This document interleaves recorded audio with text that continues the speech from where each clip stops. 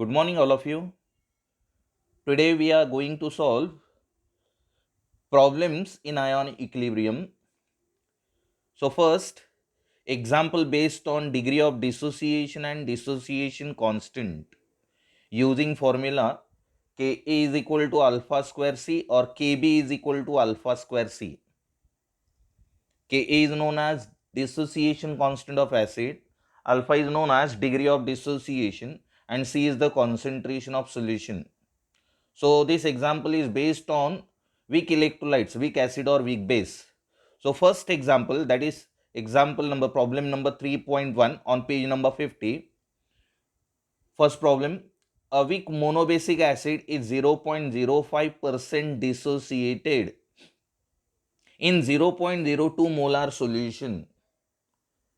Calculate dissociation constant of the acid. So here, which values are given? Percent dissociation is given. Percent dissociation, it is 0.05%, and the concentration of solution, which solution? Monobasic acid is given, that is 0.02 molar. So you have to calculate dissociation constant of acid, means Ka. So which formula is used for the calculation of dissociation constant? So solution is, the dissociation constant of acid is given by Ka is equal to alpha square C.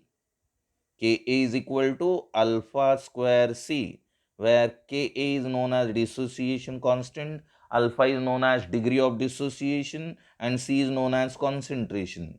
Here, which value is given? Percent dissociation is given. मग percent डिसोसिएशनवरून alpha काढायचा असेल तर कसा काढायचा? Alpha means degree of dissociation. Degree of dissociation it can be calculated from percent dissociation by dividing it by 100. Percent डिसोसिएशनला 100ने divide केल्यानंतर अल्फाची व्हॅल्यू मिळते. So alpha is equal to percent dissociation divided by 100. So that is equal to 0.05. Percent dissociation किती दिला आहे? 0.05 divided by 100 and it is equal to 5 into 10 raised to minus 4. This is alpha. What is the value of concentration? C. C is equal to 0.02 molar. Okay, and that is nothing but 2 into 10 raised to minus 2 molar. So by substituting these values in the above formula, that is Ka is equal to alpha square C, we get Ka is equal to 5 into 10 raised to minus 4 square into 2 into 10 raised to minus 2. So 5 चा square किती? 25, and 10 raised to minus 4 चा square किती? 10 raised to minus 8.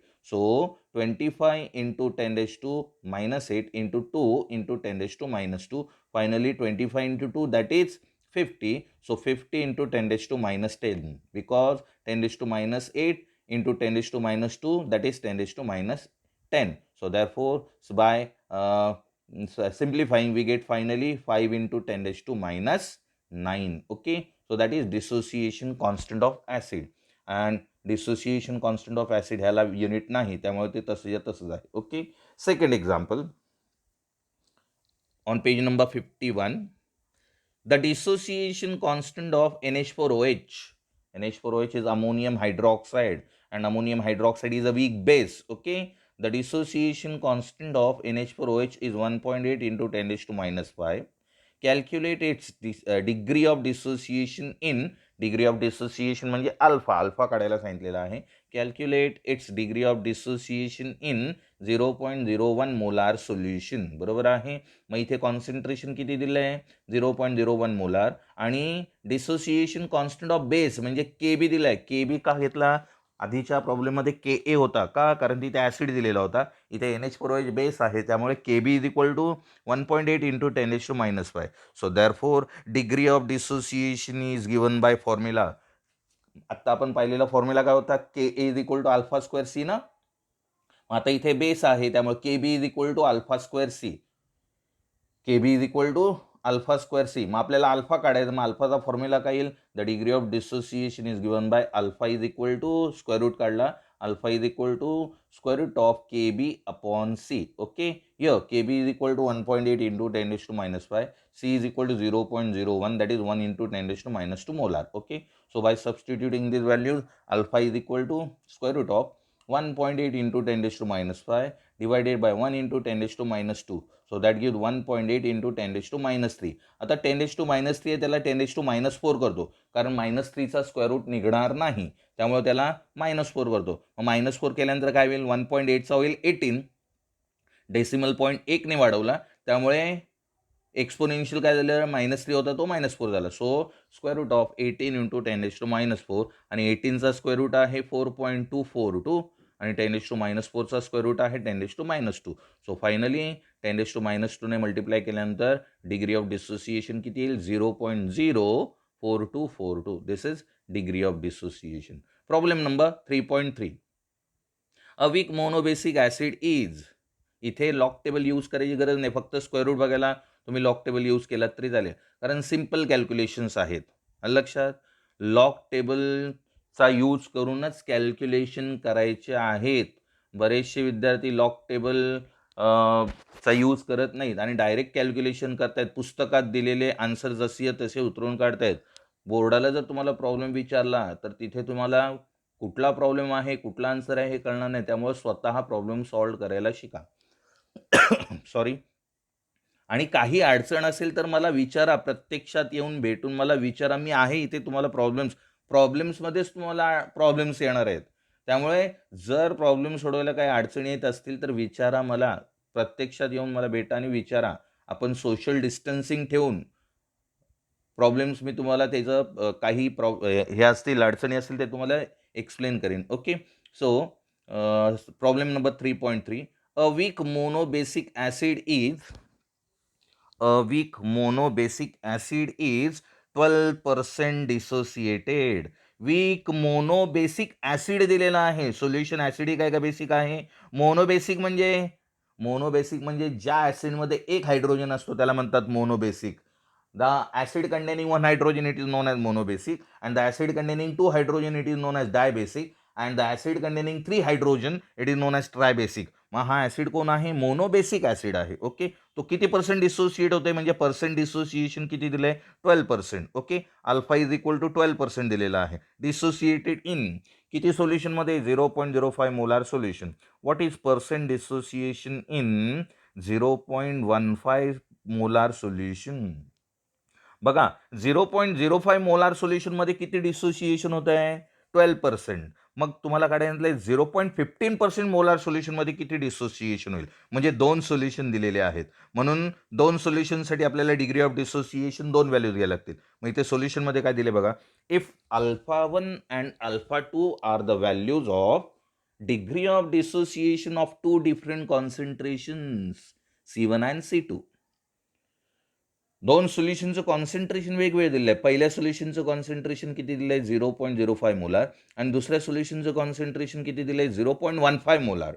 मग जर α1 and α2 are the values of degree of dissociation at 2 different concentration C1 and C2 respectively, then Ka is equal to α1 square C1 and that is equal to α2 square C2 because Ka is constant.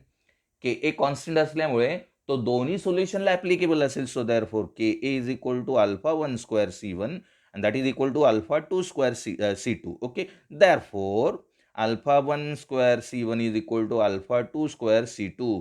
So here α1 किती दिला आहे? 12% दिला आहे. मग त्याचा अल्फामध्ये calculation कसं करणार? Alpha percent dissociation divided by 100 that gives alpha. So therefore α1 is equal to 12 divided by 100 and C1 is equal to 0.05 molar.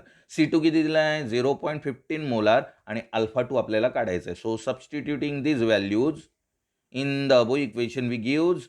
So 0.12 ला 100 ने डिवाइड केल्यानंतर किती येईल? 0.12. ओके. सो अल्फा 1 स्क्वेअर किती आहे? 0.12 square into 0.05 is equal to alpha 2 square into C2 किती आहे? 0.15. So therefore α2 square is equal to 0.12 square. इथे 12 झालेला आहे. इथे 12 दिसतोय का? तो 12 नाही. किती आहे? हा बघा इथे. हा 12 स्क्वेअर घेतलाय, तो 12 स्क्वेअर नाही आहे. किती आहे? 0.12 square. Okay. So α2 square is equal to 0.12 square into 0.05 divided by 0.15 आणि त्याची व्हॅल्यू किती येते 0.0048. त्याचं कॅल्क्युलेशन करून बघा. कॅल्क्युलेशन काय येईल 0.12चा स्क्वेअर किती येईल 0.00144. 0.12चा स्क्वेअर किती येईल 0.00144 आणि 0.0144ला 0.05 ने मल्टिप्लाय करा आणि त्याला 0.15 ने डिवाइड करा. आन्सर किती येतं 0.0048. That is alpha 2 square. मग त्याचा स्क्वेअर रूट किती येईल hence alpha 2 is equal to square root काढला 0.048चा स्क्वेअर रूट आहे 0.0693%. पर्सेंटमध्ये काढायला सांगितलेलं आहे. पर्सेंटमध्ये काढण्यासाठी 100ने मल्टिप्लाय करा. So 0.0693 into 100 that gives 6.93%. So percent dissociation is 6.93. Calculation जे आहे हे कॅल्क्युलेशन तुम्ही करायचं आहे. हे कॅल्क्युलेशन तुम्ही करा. कळते का? लॉगनी कॅल्क्युलेशन करा. Okay.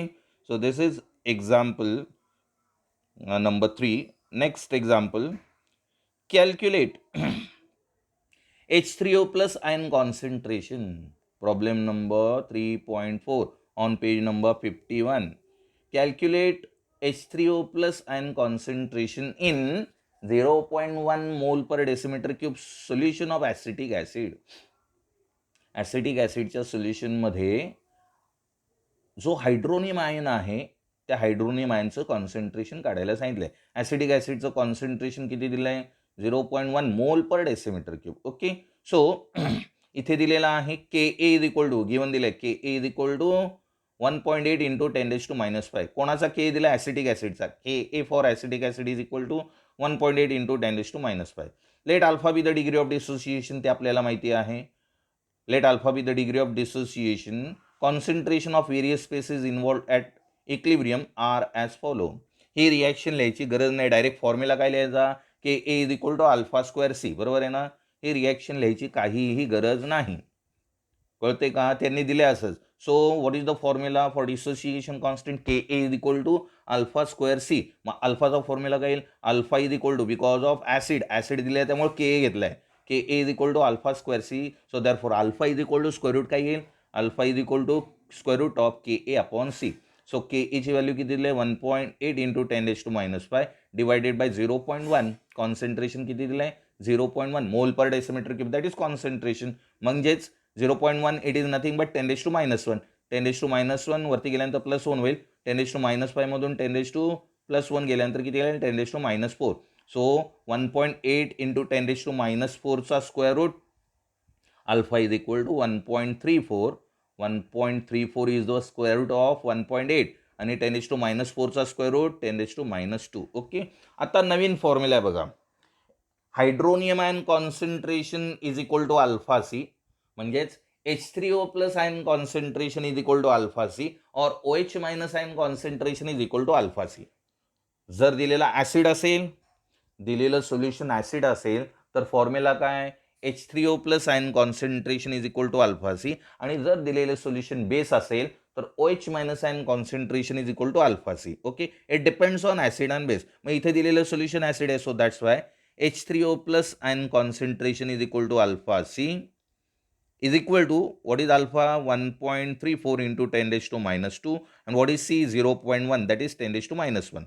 So therefore H3O plus ion concentration is equal to 1.34 into 10⁻³ mole per liter. This is problem number 3.4. Okay. Next example, problem number 3.5.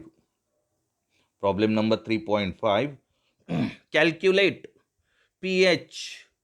Problem number 3.5 on page number 52. Calculate pH and pOH of 0.01 molar HCl solution. लक्षात ठेवा HCl हा weak acid आहे का strong acid आहे. HCl is a strong acid. बरोबर आहे. So that's Y त्याचं concentration किती दिलं आहे sorry what is the concentration of HCl solution 0.01 molars HCl solution दिलेला आहे. मग जर दिलेला ॲसिड किंवा दिलेला बेस जर स्ट्रॉंग असेल तर त्या सोल्युशनचं कॉन्सन्ट्रेशन म्हणजेच त्या सोल्युशनमध्ये प्रेझेंट असणारे हायड्रोजन आयनचं कॉन्सन्ट्रेशन. काय बोललो ते लक्षात ठेवा. Hydrogen ion concentration is nothing but hydronium ion concentration. H plus ion concentration means H3O plus ion concentration. मग जर दिलेला ऍसिड स्ट्रॉंग किंवा दिलेला बेस स्ट्रॉंग असेल तर त्या सोल्युशनमध्ये जे कॉन्सन्ट्रेशन दिलेलं असतं तेच कॉन्सन्ट्रेशन कोणाचं असतं, हायड्रोनियम आयन कॉन्सन्ट्रेशन असतं, म्हणजेच H3O प्लस आयन कॉन्सन्ट्रेशन असतं. म्हणजे इथे 0.01 मोलार HCl आहे, म्हणजे H3O प्लस आयन कॉन्सन्ट्रेशन किती आहे, concentration of H3O plus ion is equal to 0.01 molar. मग इथे काय दिले बघा, हेन्स रिॲक्शन दिलेली आहे, रिॲक्शन लिहायची काही गरज नाही आहे. HCl is a strong acid, it dissociates almost completely in water as. मग डिसोसिएशन झाल्यानंतर हायड्रोनियम आयन तयार होतं आणि Cl-. ती रिॲक्शन आपण पाहिलेली आहे ऑलरेडीच. Okay, so hence H3O plus ion concentration is equal to C and that is equal to 0.01 molar.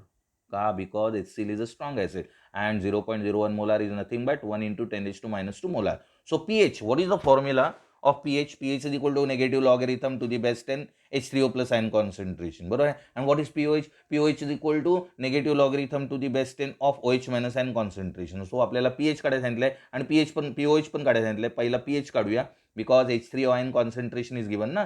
So pH is equal to negative logarithm to the base 10 H3O plus ion concentration, that is equal to negative logarithm to the base 10 H3O plus ion concentration किती दिले, 1 into 10 raised to minus 2. So 1 into 10 raised to minus 2 चा log किती, 2. So it is minus minus becomes 10 raised to minus 2 आहे ना, तो minus minus काय होईल, plus होईल and 2 इथे bottom line and the 2 होईल. So that gives 2. So pH of solution is 2. We know that. What is the formula of pH? pH plus pOH is equal to 14. बरोबर आहे ना, आपण relationship prove केलेला आहे, derive the relationship between pH and pOH. So pH plus pOH is equal to 14. So therefore pOH is equal to 14 minus pH and pH is 2. So therefore 14 minus 2 it is 12. pOH किती आला, 12 and pH किती आला, 2 आला. Okay, this is problem number 3.5. Now 3.6.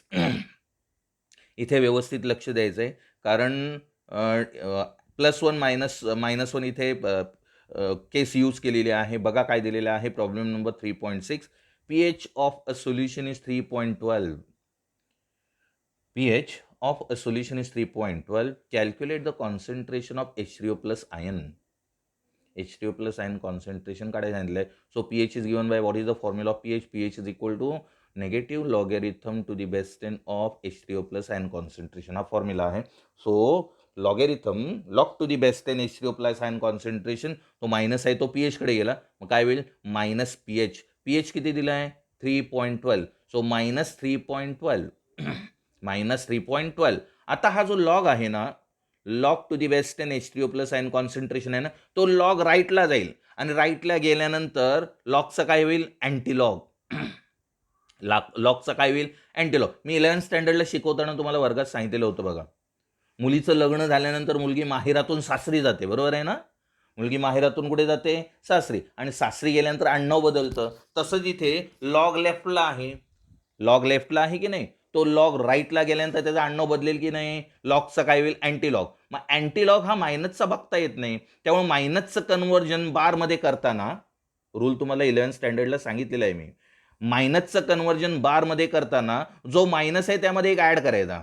मग -3 मध्ये एक add करा, काय होईल, 4 होईल. मग तो 4 बार 4 होईल आणि हा 12ला 100 मधून मायनस करा, 12 हा जो 1-2 आहे ना, 0.12 आहे ना, त्याला 10 मधून मायनस करा. 10 - 2 8. इथे 1चा 2 झाला, 10 - 2 8, म्हणजे फायनली काय येईल, बार 4.88. पण इथे काय केलंय बघा, -3.12. व्यवस्थित आहे का, काय रूल आहे मी डायरेक्ट तुम्हाला सांगतो.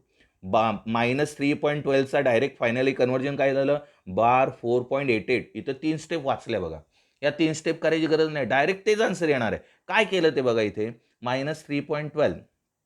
आता या -3.12ला सेपरेट केलं तर काय येईल, -3 - 0.12, बरोबर आहे, -3 आणि -0.12 म्हणजेच -3.12. आता त्यामध्ये दोघांमध्ये +1 आणि -1 ॲड केला, काय फरक पडेल का, नाही. मग आता काय केलं आहे, -3 - 0.12 +1 -1. ओके, मग आता या -1ला इकडे आणला, ब्रॅकेटमध्ये लिहिलं आहे बघा, -3 - 1, तो काय झाला, -4.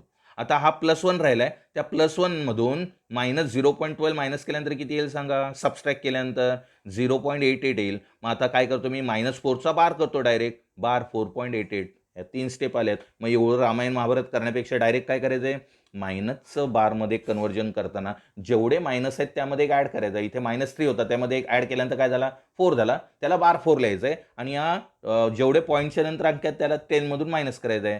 सो 10 - 2 8, 1चा 2 झाला त्यामुळे 10 - 2 8, बार 4.88. सो आता लॉग, मुलगी माहेरातून सासरी आले, आडनाव बदलले, लॉगचा अँटी लॉग झालेला आहे. Thus H3O plus ion concentration is equal to anti log.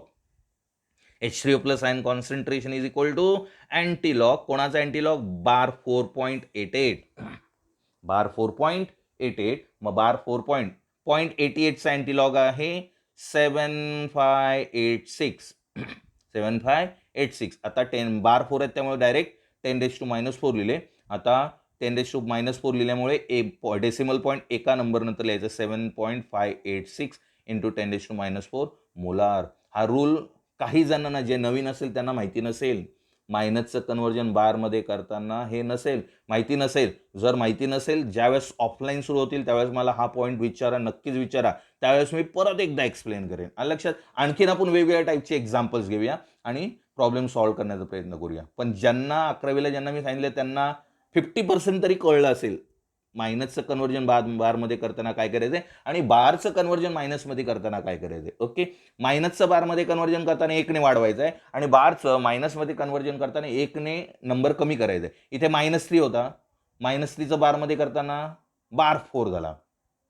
आता समजा बार 6चं मायनसमध्ये कन्व्हर्जन करायचं असेल तर बार 6 आहे, 6 मधून 1 कमी करा, 5 झाला, त्यामुळे -5 होईल.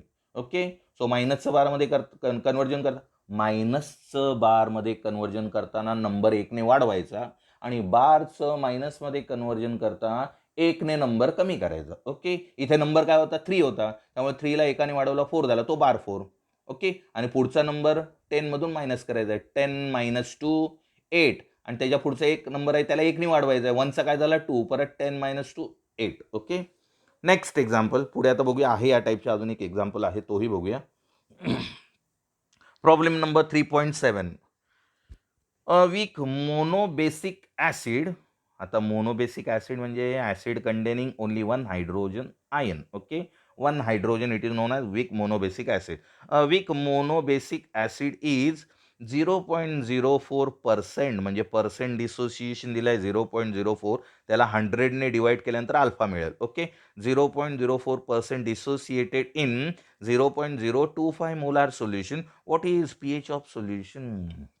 What is pH of solution? Reaction नाही लिहिली तरी चालेल, इथे दिलेलं आहे त्यामुळे काय दिले बघा, वीक मोनोबेसिक ॲसिड HA मध्ये एकच हायड्रोजन आहे. Weak monobasic acid HA. Dibasic acid असतं तर H2A, ट्रायबेसिक ॲसिड असतं तर H3A. Okay. So weak monobasic acid HA dissociates as HA plus H2O give H3O plus. का रिॲक्शन दाखवली? कारण याच्यामध्ये हायड्रोनियम आयन आहे, H3O plus plus A minus. Okay. Percent dissociation किती दिलं आहे, अल्फा इंटू 100. मग आता अल्फा कसं काढणार, alpha is equal to percent dissociation divided by 100. So 0.04 divided by 100, that is 4 into 10⁻⁻4. Okay. 4 into 10⁻⁻4. Now hydronium ion concentration is equal to alpha C. हा formula लक्षात ठेवा. ॲसिड दिलेला असेल तर H3O plus ion concentration is equal to alpha C आणि base दिलेला असेल तर OH minus ion concentration is equal to alpha C. So now H3O plus ion concentration is equal to alpha C. Alpha is 4 into 10⁻⁻4. C is equal to 0.025 molar. आता 0.025 ला 4 ने multiply केल्यानंतर किती येईल? 0.025 ला 4 ने मल्टिप्लाय केल्यानंतर किती येईल? 0.1. आणि 0.1 इंटू 10⁻⁻4 काय येईल? 1 इंटू 10⁻⁻5, म्हणजेच H3O plus ion concentration is equal to 10⁻⁻5 molar. Finally, what is the formula of pH? pH is equal to negative logarithm to the base 10 hydronium ion concentration, and hydronium ion concentration is nothing but 10⁻⁻5, and 10⁻⁻5 minus minus become plus, आणि 10⁻5 चा conversion काय 5. So pH is equal to 5. Okay. This is example number 3.7. Now example number 3.8. बघा आता इथे सुद्धा आता तोच rule आहे बघा, मायनसचं कन्व्हर्जन बारमध्ये. आपण डायरेक्ट बघूया आणि इनडायरेक्ट दिलेले टेप सुद्धा बघूया. So pH of mono acidic weak base, इथं उलट दिले बघा, pH of mono acidic weak base. Solution acid आहे का बेस आहे? This solution is base. पण इथे काय दिलंय, mono acidic base. Mono acidic base means the base containing 1 OH. ज्या बेसमध्ये 1 हायड्रॉक्सिल ग्रुप असतो त्याला म्हणतात mono acidic. The base containing 2 hydroxyl group it is known as di acidic weak base, and the base containing 3 hydroxyl group it is known as triacidic weak base. मग इथे हा mono acidic weak base दिलाय. Weak base आहे, strong base नाही, weak base आहे. पण तो कसा आहे, mono acidic means base containing only 1 hydroxyl group. So the pH of mono acidic weak base is, pH दिल्या पण सोल्युशन बेसिक आहे, मग आपल्याला पहिला पीओएच काढायला लागेल कारण सोल्युशन बेस आहे. The pH of mono acidic weak base is 11.2. Calculate its percent dissociation in 0.02 molar solution. इथे pH दिलाय 11.2 आणि कॉन्सन्ट्रेशन दिले 0.02 molar. Okay, so pOH of solution is given as, pOH कसा काढणार, pOH is equal to 14 minus pH. So 14 minus 11.2 that is 2.8. POH किती आला, 2.8. Finally pOH is equal to, final नाही, pOH पुढचा formula, pOH is equal to negative logarithm to the base 10 OH minus ion concentration. मग आपल्याला OH minus ion concentration काढावं लागेल. So minus pOH कडे गेला, log therefore log to the base 10 OH minus ion concentration is equal to minus pOH. आता minus pOH, pOH किती आहे, 2.8 minus 2.8. आता मायनसचं कन्व्हर्जन बारमध्ये करताना काय येणार, बार 3. आता 8ला 10 मधून मायनस करा, 10 मायनस 8 2 म्हणजेच बार 3.2 आला का बघा, फायनली बार 3.2. मग इथे +1 - 1 करायची गरज नाही. तरी सुद्धा काय दिले बघा, -2.8 इज इक्वल टू -2.8ला कन्वर्ट कसा केला, -2 - 0.8 मीन्स -2.8, बरोबर आहे. -2 - 0.8, परत त्यामध्ये +1 - 1 ॲड केला, -1 +1. आता या -1ला -2 मध्ये ॲड केला, -2 - 1 बिकम्स -3. आता हा जो -0.8 आहे त्याला +1 मधून मायनस करा, काय येईल, 1 - 0.8 दॅट इज 0.2.